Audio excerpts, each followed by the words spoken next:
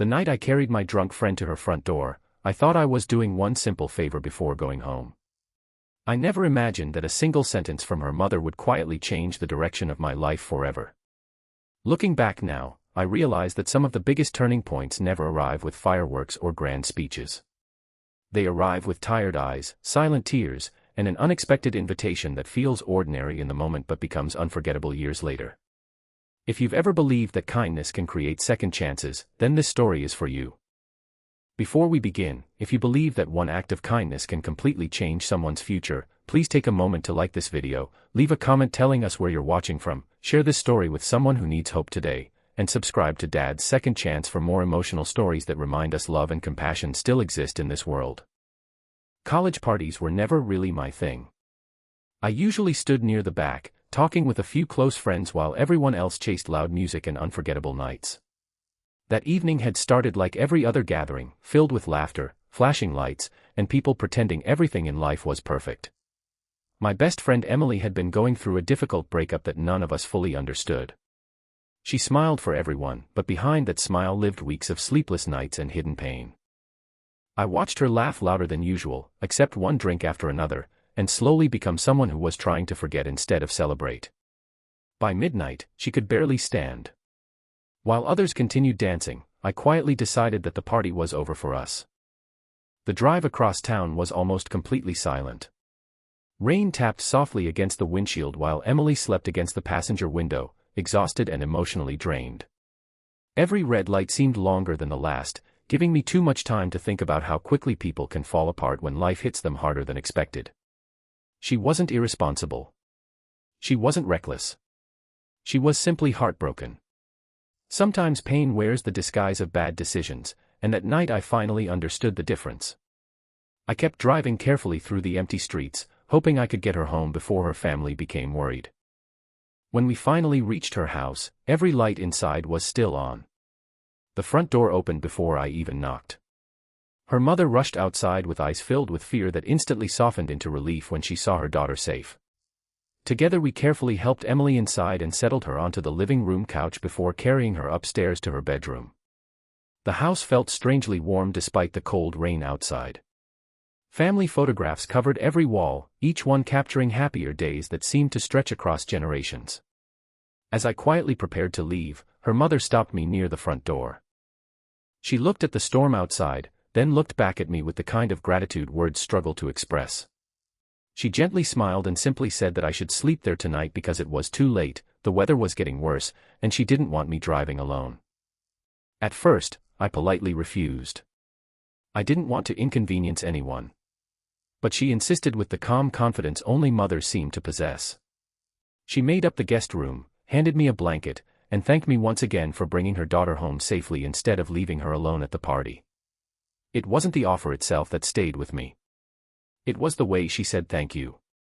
No one had looked at me with that much appreciation in a very long time. Sleep never came easily that night. Around 2 in the morning I heard quiet footsteps downstairs.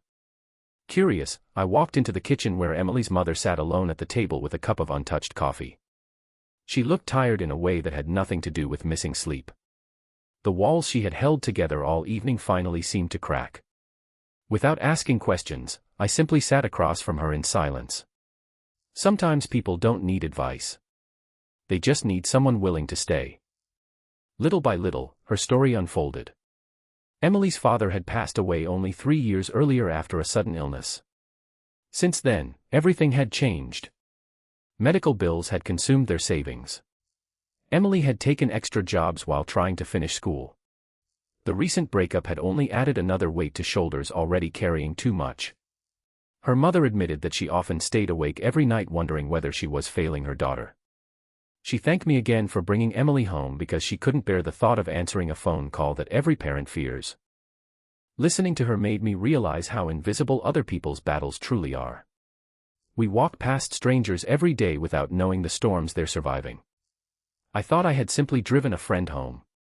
In reality, I had unknowingly protected the most important person in someone's entire world. The next morning Emily barely remembered anything after leaving the party.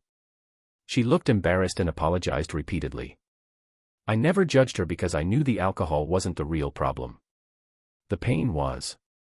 We ate breakfast together with her mother, who somehow managed to smile despite carrying so much worry inside. Before I left, she hugged me tightly and told me that there would always be a place for me in their home. It was a sentence I smiled at politely, never expecting it to mean anything beyond kindness. But life has a strange way of bringing people back to the places where they are needed most. Over the following months, I visited often. Sometimes I helped Emily study for exams. Other times I repaired things around the house that her father had once taken care of.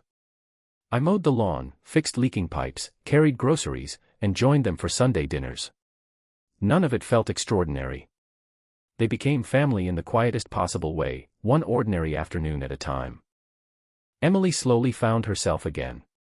Therapy helped. Honest conversations helped. Time helped most of all. She began smiling without forcing it. She returned to painting, something she had abandoned after her father's death. Watching her rebuild her confidence reminded me that healing rarely happens all at once. It arrives through hundreds of tiny victories that nobody else notices. Then life tested all of us again. Emily's mother was diagnosed with a serious heart condition that required surgery. Fear returned to that home almost overnight. Hospital visits replaced family dinners. Financial worries resurfaced. The confident woman who had once comforted everyone suddenly needed someone to comfort her. Without thinking twice, I rearranged my work schedule and stayed by their side whenever they needed me. Sometimes support isn't measured by dramatic sacrifices. Sometimes it's simply showing up every single day. The surgery was successful, but recovery was slow. During those long weeks, Emily once admitted that she had spent years believing people always leave when life becomes difficult. Losing her father and then her relationship had convinced her that everyone eventually walks away. She quietly thanked me for proving that belief wrong without ever trying to prove anything at all. Years passed almost unnoticed. Emily graduated. I built my own career. Her mother regained her health little by little. One evening, while sitting on the same front porch where I had once dropped Emily home after that unforgettable party, her mother smiled and reminded us of the rainy night when she had simply asked me to stay. She laughed softly and said she had known even then that kindness has a way of introducing people to the families they were always meant to find. That sentence stayed with me for weeks because it felt true. Families aren't always created by blood. Sometimes they grow from compassion, loyalty, forgiveness, and one decision to care when no one is watching. If this story has touched your heart so far, please like this video, share it with someone who believes in second chances, leave a comment about a moment when kindness changed your own life, and subscribe to Dad's Second Chance so more people can discover stories that remind us hope is never as far away as it seems. Special request, please take a moment today to call, visit, or simply check on someone you care about. You never truly know what silent battle they may be fighting, and your kindness could become the turning point they remember for the rest of their lives. Today, whenever people ask me how everything changed, they expect a dramatic answer. They expect some incredible twist worthy of a movie.